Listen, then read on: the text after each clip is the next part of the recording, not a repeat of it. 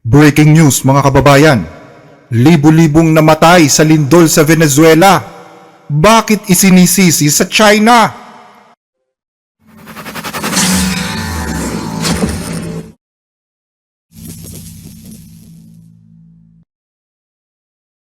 Ngayon ay July 8, 2026. Nagpaabot ng pakikiramay ang bansang China sa trahedyang sinapit ng Venezuela na nag-iwan ng libu-libong nasawi at nawasak na mga gusali. Ayon sa kasalukuyang pagtataya, umaabot na sa hindi bababa sa 3,500 na katao ang kumpirmadong patay at nasa 10 hanggang 50,000 pa ang hindi natatagpuan. At bilang dating kaalyado, nagpaabot ng pakikiramay ang bansang China sa Venezuela. Masusing sinusubaybayan ng China ang sitwasyon ng lindol sa Venezuela. Nagpaabot na si Pangulong Xi Jinping ng pakikiramay kay Acting President Rodriguez. Bukod sa naunang tulong pangkabuhayan, nagbigay din ang pamahalaan ng China ng dagdag na 100 million RMB na pang-emergency, habang ang Red Cross ng China naman ay nag-abot ng $300,000 na tulong pang-emergency sa Venezuelan Red Cross. Kahapon dumating sa Venezuela ang isang charter flight dala ang unang kargamento ng tulong mula sa pamahalaang Chino na may bigat na 80 tons at kinabibilangan ng mga generator, water purifier, mga tolda at mga kumot. Nagbigay din ang China ng mga satellite images ng mga apektadong lugar. At ang mga kumpanyang pinondohan ng China, pati na rin ang mga community ng mga Chino sa ibang bansa na nasa Venezuela, ay nagbigay ng malalaking halaga ng makinarya, kagamitan at pagkain. Handa ang China na magbigay ng karagdagang suporta at tulong habang nagpapatuloy ang sitwasyon. Pero sa kabila ng pakikiramay ng China, alam nyo ba na ang China din ang isa sa mga sinisisi ng mga taga-Venezuela sa dami ng casualty ng lindol na tumama sa kanilang bansa? May isang bakal dito at may isa pa. Sa nakikita ko, konti lang ang bakal na pampatibay sa bigang to. Maliwanag na makikita nyo dito na maraming mali sa gusaling ito. Tingnan nyo to, oh. Wala talagang mga sipit na bakal. Wala silang mga pahalang na tali o singsing. Tingnan nyo, wala kahit anong tali ang mga slabs. Nakapatong lang ng hindi nakatali. Kaya delikado tong gusaling to. Pasensya na, yung mga naka-vertical na bakal, meron naman silang tali. Pero yung mga naka-horizontal, wala. Tingnan nyo, maluluwag ang mga anchors, wala sa ayos. Lahat ng palapag, walang tali. Hindi ginawa ng tama. Ang masasabi ko na lang talaga, masarap murahin ang harapan yung engineer na gumawa nito. Noong June 24, magkasunod na niyanig ng malalakas na lindol, magnitude 7.8 at 7.5 ang mga baybayin ng Venezuela. Bukod sa libu-libong namatay sa trahedya, nabisto rin dito kung gaano kapangit at hindi pasadong pagkakagawa ng mga gusali na itinayo ng China sa ilalim ng kanilang tinatawag na Belt and Road Initiative sa Venezuela. Sa TikTok at X, mabilis na kumalat at nag-viral ang mga video ng mga gumuho at marurupok na building. Kaya naging usap-usapan din ito sa balita sa iba't ibang bansa. Brad, silipin mo to. Tingnan mo tong mga poste at yung laki ng mga bakal sa loob. Kita mo? Ang liliit, grabe. Tingnan mo to, oh. Nakikita mo ba? Project daw to ng Great Mission Housing Venezuela. Silipin mo lang. At kahit yung mga slabs, ganito rin kaninipis ang mga bakal na ginamit, di ba? Wala ka man lang makitang kahit isang pirasong matino at matibay na bakal. Lahat puro maninipis at patpatin, tapos ang bigat-bigat ng dapat pasanin. Nakakagigil talaga. Ayon sa mga residente sa lugar, ito daw ang dahilan kung bakit ayaw ni Venezuelan Acting President Delcy Rodriguez na maglagay ng mga kamera sa rescue site sa La Guaira. At ang mas nakakabahala pa, may mga gusali umano doon na walang laman, as in walang konkretong simento o kahit isang pirasong bakal na nagpapatibay sa loob ng mga ito. O Juan, tingnan mo to. Ito mismo yung sinasabi ko sa'yo. Styrofoam lang, parang bula. Silipin mo. Manolito, tingnan mo dito, dali. Tingnan mo to. Di ba ito yung poste na dapat pumapasan sa buong building? Tingnan nyo tong kalokohang to. Styrofoam lang, pre. Styrofoam lang talaga. Pati yung mga poste, gawa sa kalokohan ng gobyernong to. Hinayupa, kaya pala nagbagsakan. Kalahating simento lang ang inilagay tapos pinuno lang ng styrofoam sa loob. Ewan ko ba kung bakit. Ang daming gumuho. Akala mo naman kung anong klaseng lindol ang tumama. Lokohan to. Lahat ng ginawa ng gobyerno pinalitan. Wala man lang natira kahit isang nakatayo. Ayon pa sa mga report, ang pader na dapat sana ay pundasyon ng gusali, binalutan lang daw ng maninipis na semento sa labas. Pero ang totoo, punong-puno ng malalaking bloke ng styrofoam ang loob nito. Sa post ng vlogger na ito, ipinakita naman kung gaano kapangit ang pagkakagawa sa ilang bahagi ng mga building. Sabi pa nga niya, swerte na lang talaga at tsamba na hindi tuluyang gumuho kaagad ang mga gusaling ito. Isang American rescuer din ang nagkwento ng mga nakakakilabot na mga bagay na kanyang nasaksihan sa mga gusaling pinabagsak ng lindol. Ayon sa kanya, dahil daw sa mga tinipid na materyales, bara-barang pagpapatayo at pagsuway sa mga building code, napatunayan na hindi talaga kakayanin ng mga gusaling ito ang lindol. Kaya naman sa isang iglap lang, gumuho agad sa gitna ng pagyanig. Oo, malinaw na makikita kung paano itinayo ang mga building na to. Kulang ang bakal na pampatibay o steel reinforcement. Ang karamihan ay gawa sa mahihinang pader na halos walang sapat na bakal sa loob at napakahina ng pagkakagawa. Kaya nang tumama ang ganitong kalakas na lindol, lumitaw lahat ng kahinaan ng mga structures. Marami sa mga nawasak na building ay hindi mga barong-barong o mga squatter area, kundi bahagi mismo ng tinatawag na Great Mission Housing Venezuela, isang dambuhalang programa ng pabahay ng gobyerno na mahigit 10 taon nang pinapatakbo ng mga nagdaang administrasyon. Sinimulan ito noong 2011 ni dating Pangulong Hugo Chavez para masolusyonan ang kakulangan sa bahay at ang reklamo ng mga mamamayan pagkatapos ng mga krisis sa ekonomiya at mga nagdaang sakuna. Nangako ang programang ito noon na magbibigay ng milyong-milyong libre o murang pabahay para sa mga mahihirap na pamilya. Sa ilalim naman ni Nicolas Maduro, lalo pa nilang pinalaki ang programang ito at palagi din itong ipinagmamalaki ng kanyang gobyerno bilang isa sa pinakamalaking tagumpay at prioridad nila. Pero dahil sa lindol, nabuking at lalong nalantad ang mga anomalya sa programang ito. Maraming subdivision at residential complex ang grabe ang pagkawasak. Kasama na ang Tuwina Housing Development sa Caracas at ang Los Cocos Complex sa estado ng La Guaira. May isang apektadong residente pa nga roon ang naglabas ng sama ng loob sa isang emosyonal na video. Kahit sa mga burol ng Caracas, sa Petare o sa mga bundok ng La Guaira, walang bumagsak na mga bahay na katulad ng mga itinayo sa ilalim ng Mission Vivienda. Ibig sabihin, lumabas na mas matitibay pa yung mga simpleng barong-barong kaysa sa mga building na itinayo ng pinakamalalaking mamamatay tao sa mundo.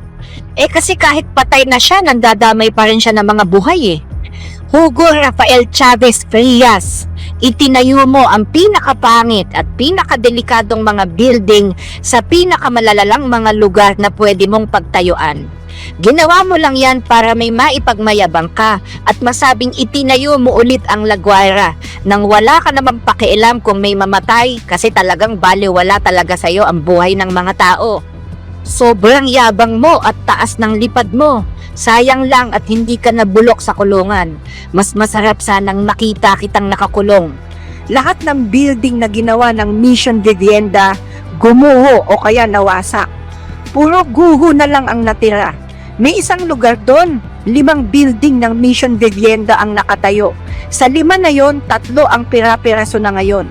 At hindi ito yung mga maliliit na 4 na palapag lang ha. Ang pinag-uusapan natin dito ay mga building na may 9 hanggang 12 palapag. May isang buong complex pa na may mahigit 100 unit. Lahat yon bumagsak. Walang natirang nakatayo kahit isa, Fabian. Wala, as in zero. Walang kapatawaran to. Ako si Riary Gonzales Aponte. Nakatira ako sa OPP 34, Torres C, 3rd floor, apartment 304. Ito na ang pinakamasakit at pinakamahirap na pinagdaanan ko sa buong buhay ko. Nawasak ng husto yung apartment ko, pero salamat na lang at buhay pa ako. May dalawa akong aso, sina Laika at Seyu. May pusa rin ako, si Miss Wandrina. Hanggang ngayon, hindi pa rin siya naililigtas ng mga rescuer. Kailangan ko siyang mahanap, buhay man o patay. Ang iniwang pamana ng taong yon ay puro pagkawasak at kamatayan. Bagay na bagay sa slogan niya, bayan, sosyalismo o kamatayan. Habang sinisimula ng mga grupo ng engineer sa Venezuela at ng mga foreign expert na imbestigahan kung bakit naging killer buildings ang mga gusaling ito, unti-unting lumabas ang totoong kulay at magkakaugnay na anomalya sa likod nito. Sabi ng mga kritiko, karamihan sa mga marurupok na building na produkto raw ng isang komunistang sistema ay itinayo mismo ng mga kumpanyang Tsino. Pumasok ang mga kumpanyang Tsinong ito sa Venezuela sa ilalim ng Belt and Road Initiative ng China at ng mga pinirmahang kasunduan ng dalawang bansa. Sa nakalipas kasi na 20 taon, itinuring ng Beijing ang Venezuela bilang isa sa pinakaimportanteng kaalyado at kasosyo nila sa buong Latin America. Ang diskarte ng China ay idinaan sa sistemang utang palit langis o loan for oil, kung saan nagpapautang ang China kapalit ng langis ng Venezuela, na sinundan naman agad ng pagpasok ng mga dambuhalang infrastructure projects bilang bahagi ng kanilang malawakang negosyo at investment sa buong mundo. Sa loob ng programang Great Housing Mission, lumalabas na ang mga kumpanyang Tsino ang tunay na bida at may hawak sa pagpapatayo ng mga gusaling ito. May isang kontrata pa nga roon na nagkakahalaga ng halos $1.568 billion para makagawa ng mahigit 13,000 unit ng pabahay. Nang bumisita si Xi Jinping sa Venezuela noong 2014, ipinagmalaki pa ang proyektong ito bilang pinakasimbolo ng magandang samahan at pagtutulungan ng dalawang bansa. Napaulat din na nagtayo ang CITIC construction ng isa pang social housing project na nagkakahalaga ng $1.89 billion para sa halos 20,000 units ng pabahay. Bukod dito, may iba pang mga proyektong pinondohan ng China na nakarating hanggang sa mga lugar tulad ng estado ng Nueva Esparta. Sa mga proyektong ito, hindi lang pera ang dinala ng mga kumpanyang Tsino. Nagpasok din sila ng mga prefabricated na teknolohiya, mga ready-made na semento o precast concrete, mga hulmahang bakal o steel formwork at buong set na mga materyales sa pagtatayo. May mga pagkakataon pa nga na pati semento at mga bakal na pangpundasyon ay direkta pang isinakay sa barko galing mismo sa China. Bukod sa mga building na mismong mga kontratistang Tsino ang nagtayo, marami ring housing complex ng gobyerno ng Venezuela ang dumepende na lang talaga sa mga materyales at estilong inangkat nila sa ilalim ng mga naging kasunduan ng dalawang bansa. Pero dahil dito, may isang tanong ang marami. Bakit yung mga proyektong palaging ipinagmamalaki na high quality, sumusunod sa standard at mabilis matapos, ay biglang naging parang papel at marupok ng yanigin ng malakas na lindol? Ayon sa mga eksperto, ang unang naging problema rito ay ang kawalan ng transparency at maayos na pamamalakad. Ayon kay Richard Casanova, presidente ng Venezuelan Engineering Association, karamihan sa mga pabahay na ito ay ginawa ng mga ahensya ng gobyerno at mga foreign contractors sa ilalim ng supervision ng militar. Kaya halos walang pananagutan sa publiko at hindi man lang daw dumaan sa masusing inspeksyon ng mga totoong engineers. Sa ilalim ng pamumuno ni Hugo Chavez at Nicolas Maduro, humina din ang mga independent agencies na nagmo-monitor sa batas, na kahit ang pagkuha ng building permit ay naging formality o palamuti na lamang. Ang ikalawang dahilan ay ang pagmamadali para lang may maipakitang output sa darating na eleksyon, kung saan mas inuna ang political deadline kaysa sa kaligtasan ng mga tao.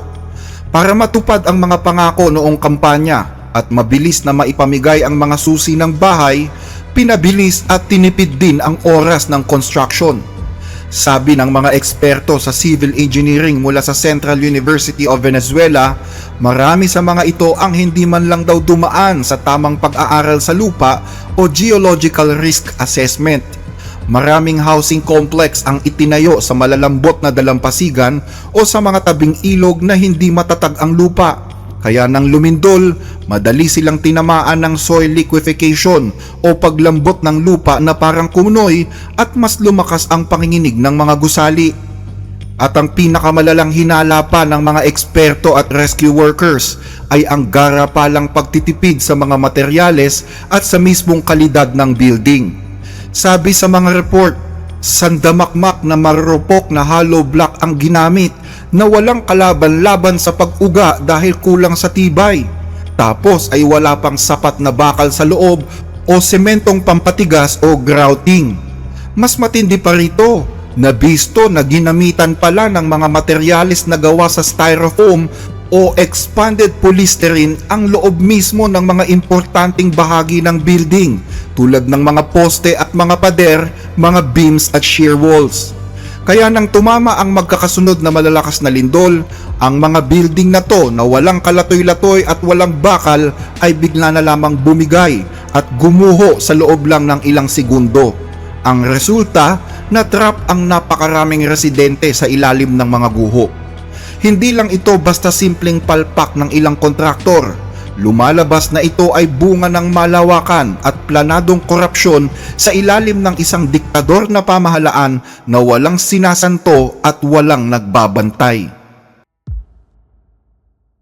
Kung nagugustuhan ninyo ang mga discussion na ito, paki-like at mag-subscribe po sa ating channel at i-click ang notification bell para lagi kayong updated. Malaking tulong po ito hindi lamang sa ating channel kundi pati sa ating mga kababayang nangangailangan na aming sinusuportahan. I-follow din po kami sa Facebook, The Blessed Reader. Para sa inyong mga tanong, concerns o suggestions, mag-message lamang po kayo. Maraming salamat!